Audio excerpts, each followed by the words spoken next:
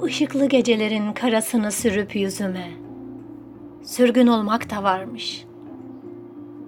Kaç mevsimin çiçekli baharına ermeden, kara kara kışların ayazında kavrulmak da fenaymış. Ey benim divane gönlüm, ey uslanmazım, şımarık yüreğim. Koca koca dağları aşıp da şuncacık yolları geçemedin.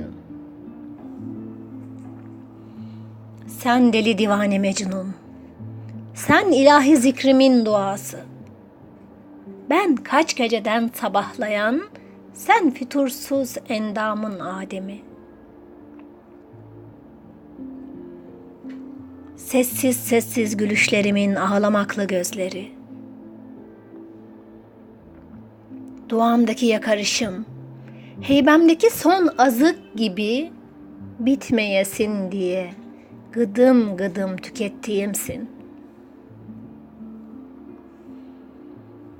Sen gelmeyişim, sevmeyişim, görmeyişimsin.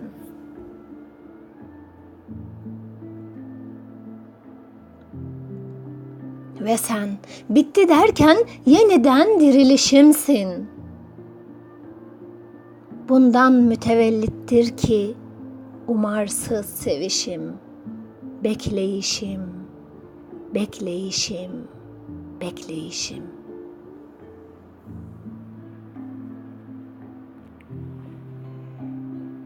Şiir Serap Türsen. Yorumlayan Hatice Türkmen Yurtseven.